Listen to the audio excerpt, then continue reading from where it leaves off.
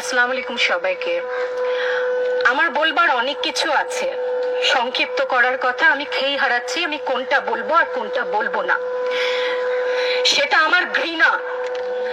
আজকে আমার কিছু প্রশ্ন আছে সবার কাছে, দেশবাসীর কাছে তো করবো না, যাদের কাছে করবার তারা বুঝে নিবেন।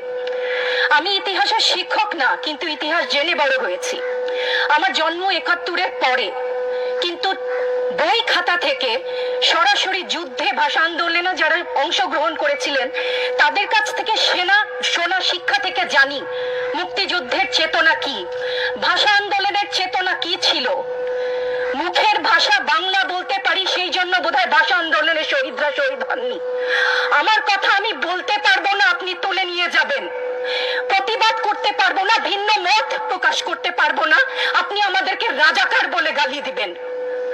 রাজাকার শব্দটা প্রকাণ্ড একটা গালি, যাকে তাকে দেবেন না। আমি অনুরোধ করছি না, আপনাদেরকে বলে দিচ্ছি। ছাত্রদের কথায় আমি কিছুটা পরে আসছি, সেখানে আমাদের সহকর্মীরা যারা বলেছে সেখানে আমি পূর্ণ একমত। আমাকে একটু বলে দেবেন আপনারা, মুক্তিযুদ্ধের চেতনা কি ছিল দেশের হয়ে।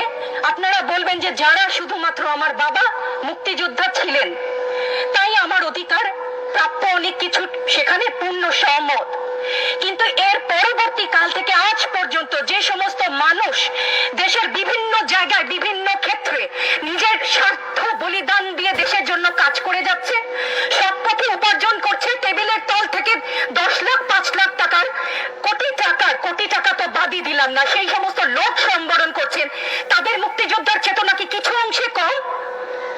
সেই প্রতিবাদ করলে আপনি আমাদেরকে বলবেন রাজাকার। রাজাকারের বাচ্চা, এটা প্রকাণ্ড গালি, যত্রতত্র দেবেন না। আর আমার ছাত্র ছাত্রীদের গায়ে গুলি কেন? আমি এখানে কেন দাঁড়িয়েছি, কেন আজকে কথা বলছি?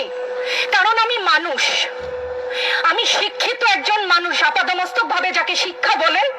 সেখানে আমি জানি মুক্তিযোদ্ধার চেতনা যদি কিছু আমার ভেতরে বিদ্যমান থাকে, আমি জানি অন্যায়ের প্রতিবাদ করতে হবে। বিচার চাই না বলেছেন, আমিও একমত। কার কাছে বিচার চাবো, কোথায় বিচার চাবো?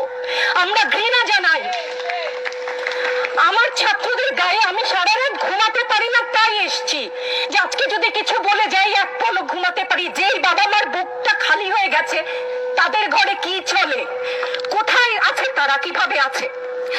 আমার ছাত্রছাত্রী, আমাদের মেয়ে ছাত্রছাত্রীদের উপর যে লাঞ্ছনা হয়েছে, তার বিচার বিধাতা করবেন, তার বিচারের জন্য আমরা নেমেছি। আপনারা আমাদের মুখ বন্ধ করতে পারবেন না। মুক্তিযুদ্ধের চেতনা থেকে জানি